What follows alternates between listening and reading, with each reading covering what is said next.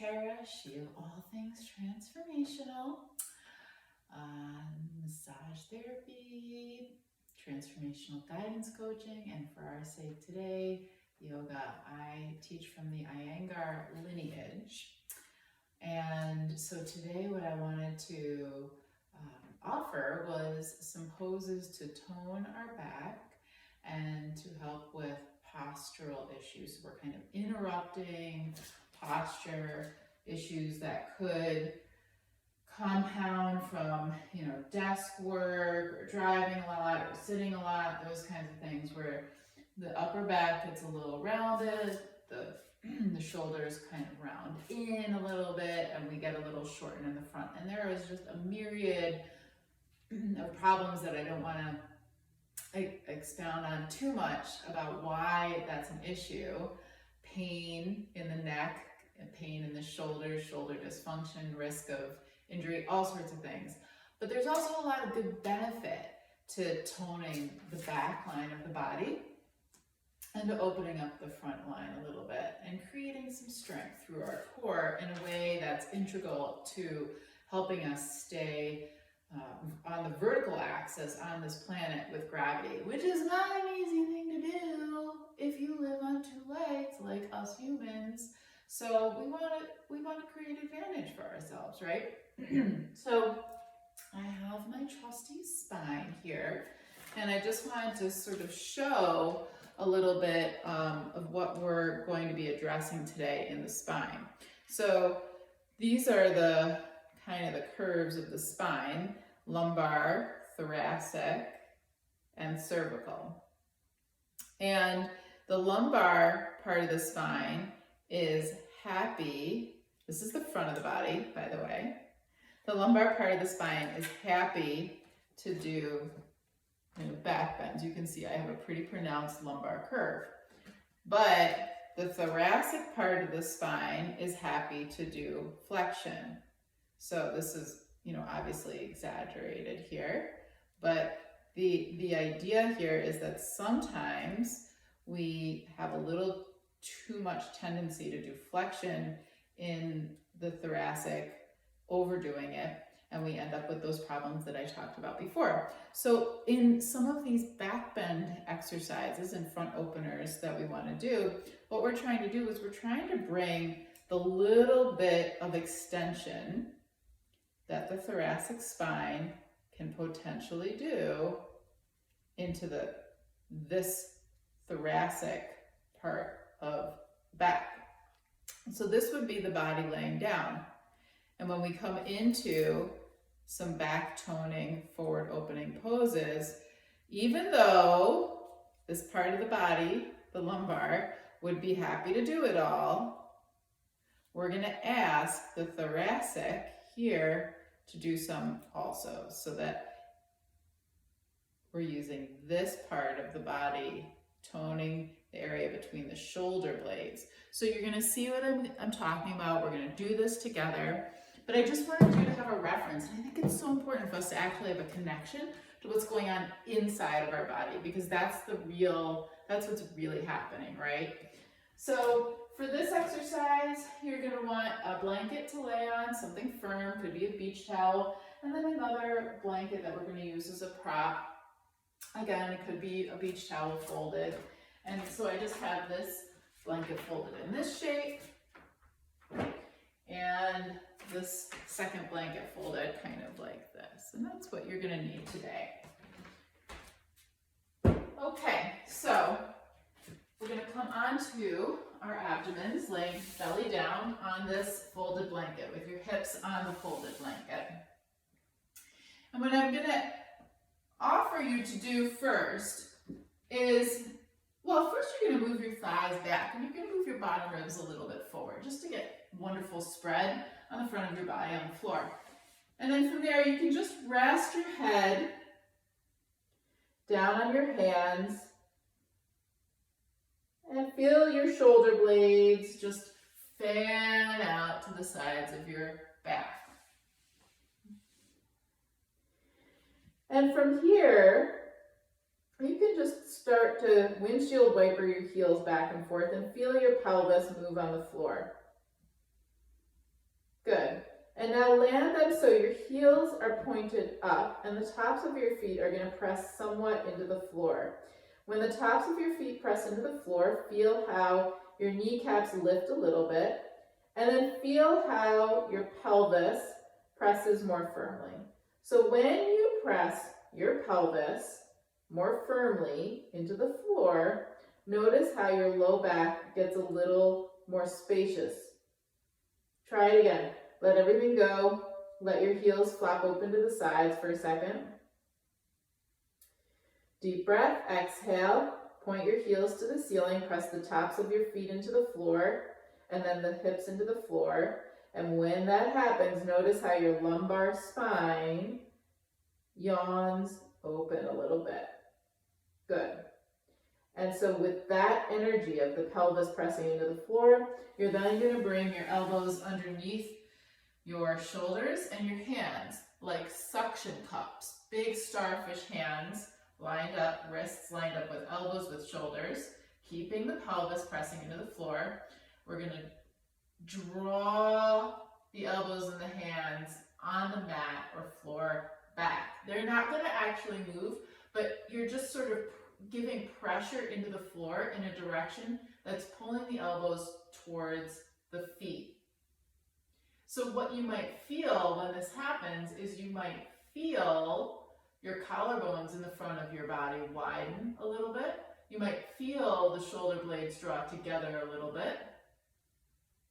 And you might feel that thoracic part of the spine having a lot of muscular tone. And you might feel a mild, you might feel some sensation in your low back. If you feel a pinch in the low back, what I'll urge you to do is move the arms forward, reduce the angle of the curve in your low back, and practice with a modified version. When you're ready to come down, you're going to exhale and release your body softly down. We'll just windshield wiper the heels a little bit if you want, or let them flap open. Deep breath. Exhale, you release the jaw, release the back of the neck. Breathe into your back with such generosity that you feel the bones respond to the breath and massage your muscles. And then we're going to firm up the legs again, heels to the ceiling, pelvis rooting into the floor.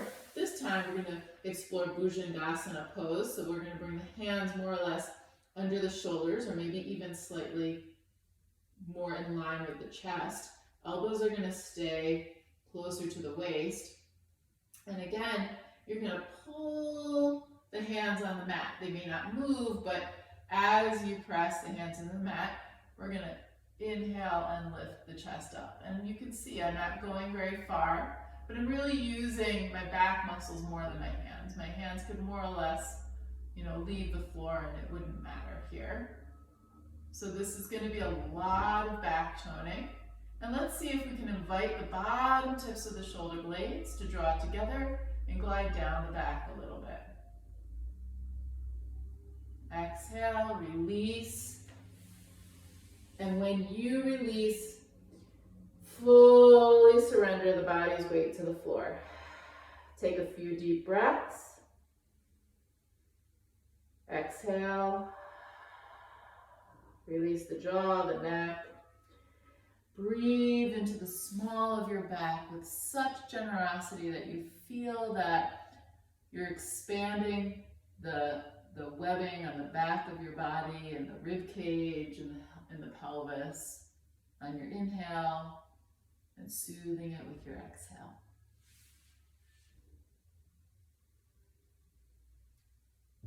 Okay, next one. We're going to reach the arms forward, and they're a little bit in a Y shape. You still have those starfish hands. You're going to press the pelvis into the floor, tops of the feet. And then we're going to start to lift up, and this time you're going to slide the hands towards you. Now, if this creates a pinching sensation in your low back, then you can either slide the hands more forward, or you can return to being on your elbows.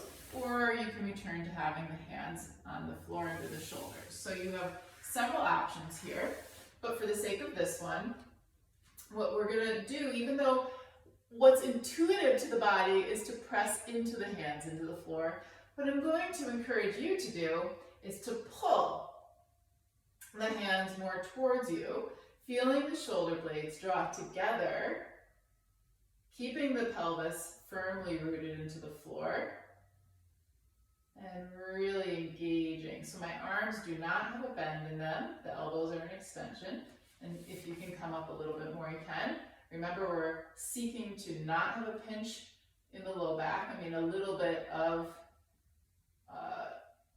contraction obviously is happening, but we're trying not to feel any kind of discomfort. And then you're gonna exhale, continue to pull the hands towards you to descend down and release. Deep breath, exhale. And then here's where we're gonna use that second blanket. So you can just come up, and we're gonna take that second blanket and place it where the front of your hips are gonna be. And then you're gonna place the hips on that blanket, right across, so you can see,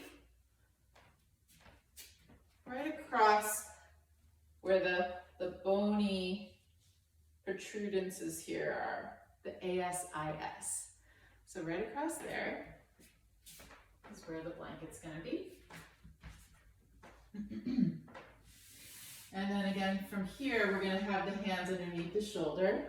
And this time you're gonna tuck your toes under, press the pelvis down, inhale, pull the hands on the mat towards you, and then start to draw the back. So you can slide onto the tops of the feet if that feels more accessible to your back. And we're gonna do our best to straighten the arms, and we're in a modified upward facing dog here. Good. And then release halfway down so that you're doing a little bit of a tricep toning here. And so from here, we're just gonna do some mini tricep push-ups. You're gonna lift up and out with your sternum. And just using the triceps to do a couple lifts and lowers. And when you're about to come down, draw the navel towards your spine a little bit. Lower down chest first, and then release. And we'll keep that blanket under the pelvis if you're okay with it for a second. Just to give a little bit of a counter pose.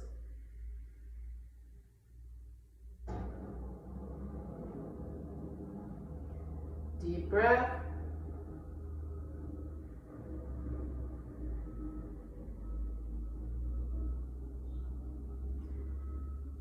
And then we're going to tuck the toes.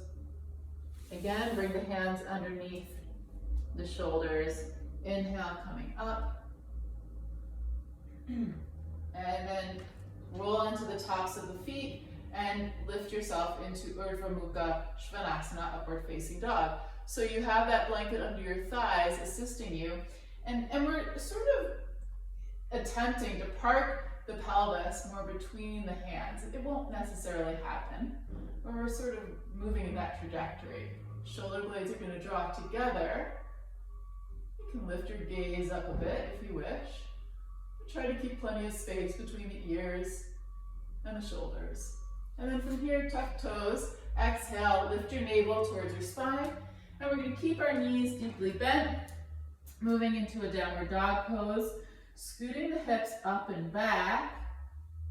So it's as if you actually have a dog tail and you're lifting it up and back. So we're creating one really long line from our wrists up to our hips. You can shake out the head a little bit if you like. And if you have flexibility in the back of your legs, and you can straighten the legs without losing the length in the spine and without losing the length in the front of the body, welcome to do that. Deep breath. And then walk the hands and the feet together into a forward fold. Again, I encourage you to please keep your knees bent as much as you require so that your belly can rest on your thighs. So for some of you, that may be quite a big bend. For others, maybe just a little. And there may be some of you who don't need to bend the knees at all. The feet can be parallel here.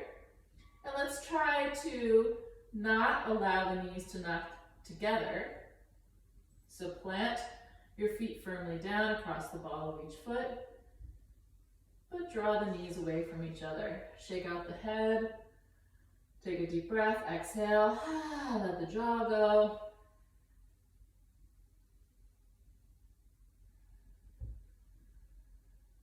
Good. And then you can draw the elbows towards your waist. Inhale, look up across the room, lift the chest, press your feet into the floor, come up, and let's pause in Tadasana. In your Tadasana, you can lift your toes, find that plumb line, your vertical axis. Good. Feel the backs of the hands and the backs of the arms engage a little bit, as well as the front of your thighs. And release. And we're just going to finish off the sequence with one more counter pose. We're going to do a squat. So if you, with your feet more or less parallel, can squat and your heels stay down, which is not what mine are doing, then you do not need any props. But if your heels are like mine and they tend to pop up, then you're going to grab one of those blankets and you're just going to wedge it underneath your heels so that the heels can sink down, hips can sink down. You can release your weight, and then you can crawl the arms forward, kind of over the kneecaps if that works for your body. Let the chin drop towards the chest. And we're going to spend a moment breathing deeply here. So breathing into that back webbing again. Let the jaw release. It's a wonderful time to audibly exhale through your mouth.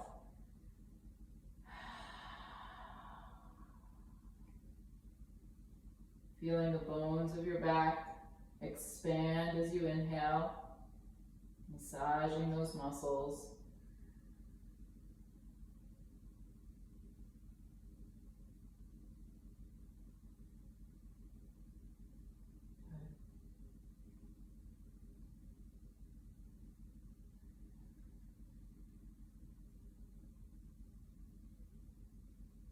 Just rock the weight forward on the hands a bit. Slide that blanket out and come to being reclined on the floor. And actually here, it might be nice for you to put a blanket underneath your head, just folded, how about like this? This shape under the head.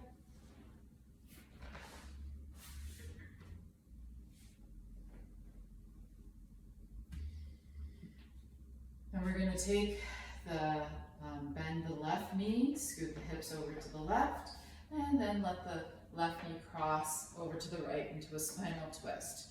And you can adjust that right upper back and shoulder.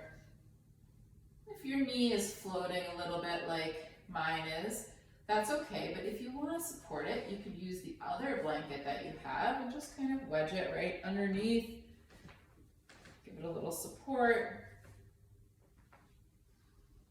And breathe. So it's really, really nice here to exaggerate your exhales a little bit. The spine is going to respond by opening up through the exhale. So let the exhales invite your body into this rotation. Deep breath in, exhale, release. Release the tension behind your knees, between your thighs, maybe on the top outside of your left hip. If the left shoulder is popping off the floor, why don't you try putting the left hand on the waist? Lots of ways to adjust this for your comfort. And then after a few breaths, when you feel ready, you can switch sides. So come back up, square off the hips. If you're using that blanket, flop it to the other side, and we'll have the right knee bent, left leg extended out. You're gonna scoot your hips over to the right side of your mat and let your right knee cross over to the left. And once you get there, adjust the way your hips are meeting the floor, adjust your left upper back and shoulder out to the left a little bit. And again, if your right shoulder is popping up a little bit, why don't you try putting the right hand on your waist and just see how that feels. And maybe that's a little less strain on the shoulder. We want to protect our joints, right? So again, with your exhales, invite your body to release any excess tension behind the knees, between the thighs, the way the body might be meeting the floor, and allow your spine to accept the rotation through your exhalations.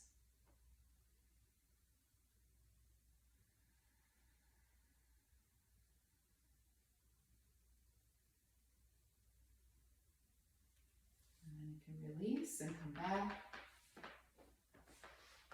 Square off the hips.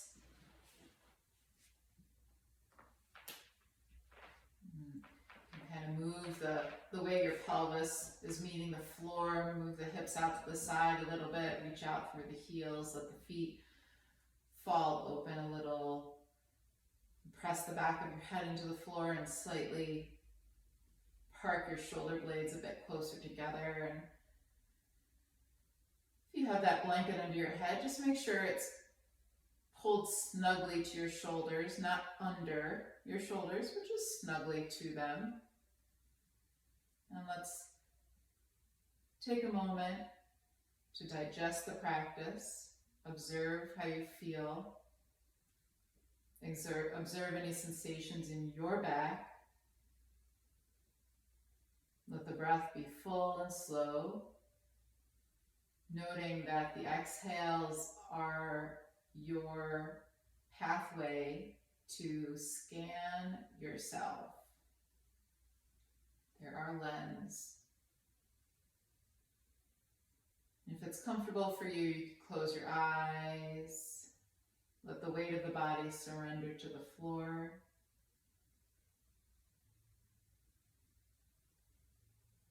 You can let the jaw relax, maybe the lips part a little, let the eyes soften.